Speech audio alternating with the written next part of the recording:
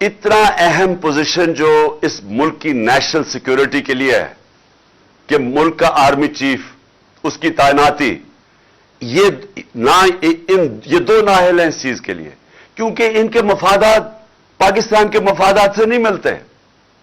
نواز شریف تو باہر بیٹھا ہوا ہے، پیسے باہر ہیں، بچوں نے برطانیہ پاسپورٹ لے لیا ہے، ان کی بڑے بڑے محلات ہیں، ان کی بزنسز باہر ہیں۔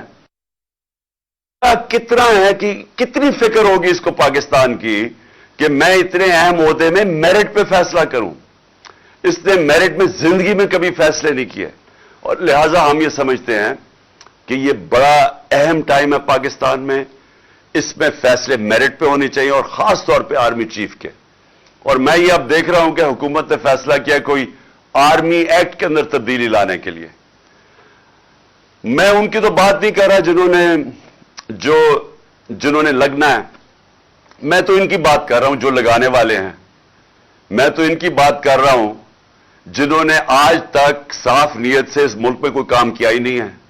جنہوں نے آج تک سوائے کہ پیسہ بناؤ کیسے،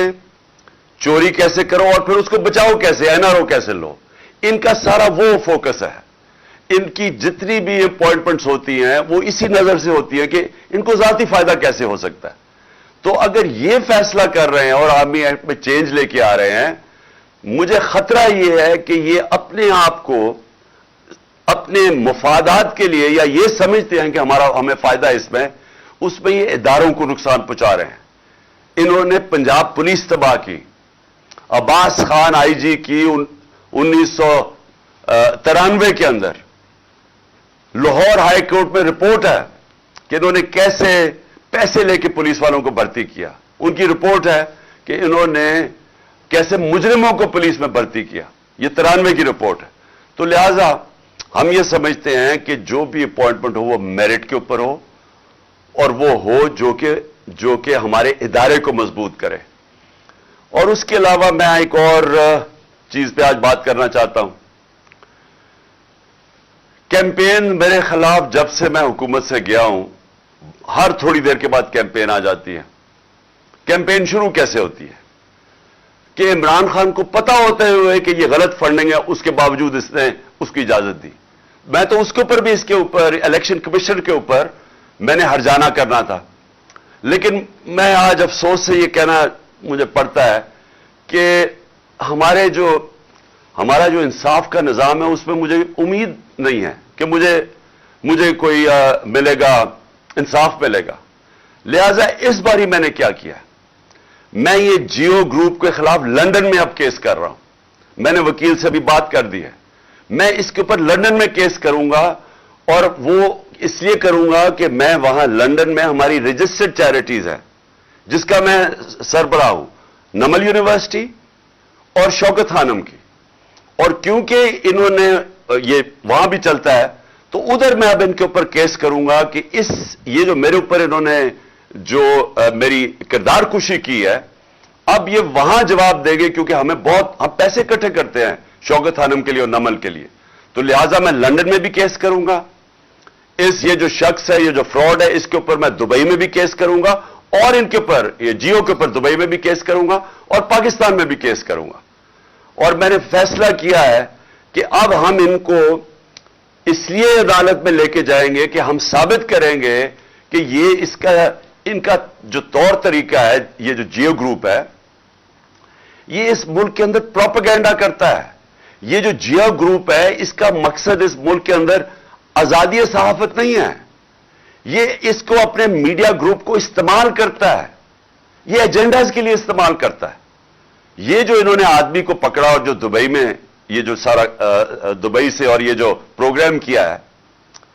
اگر یہ دیانتداری سے صحافت کرتے تو ان کو پتا تھا کہ یہ فراڈ آدمی ہے۔ کبھی ایک آدمی، جس آدمی کی کریڈیبلٹی کوئی نہیں ہے، اس سے تم 10 دفعہ سوچتے ہو کہ اس سے ہی آپ اس کے نام پہ یہ پروگرام کر رہے ہو۔ تو اگر آپ ایمانداری سے صحافت کرتے، آپ کبھی ایسے گواہ کو نہیں لیتے، لیکن انہوں نے اس کو پوری طرح اس پروگرام کو ایسے بنایا، اس گواہ کو، کہ جیسے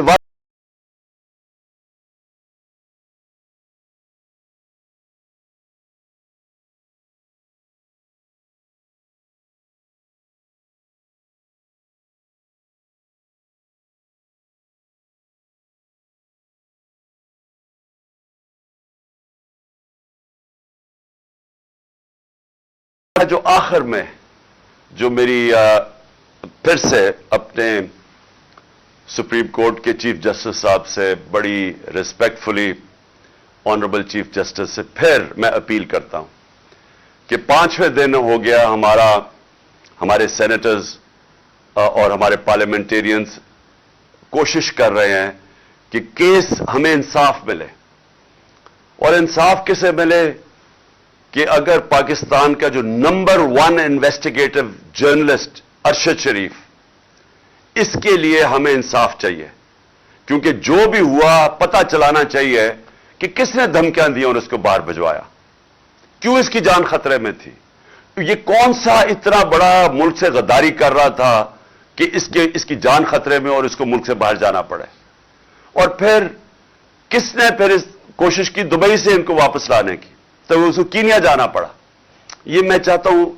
کہ ہمارے سپریم کورٹ اس کے اوپر پوری طرح تحقیقات کرے، کیونکہ یہ صرف یہ نہیں کہ ایک پاکستان کا نمبر 1 جرنلسٹ اس کی شہادت ہوئی ہے، یہ سارے باقی صحافیوں کے لیے بھی اگر سپریم کورٹ ان کے ساتھ کھڑا ہوگا تو تبھی وہ صحافی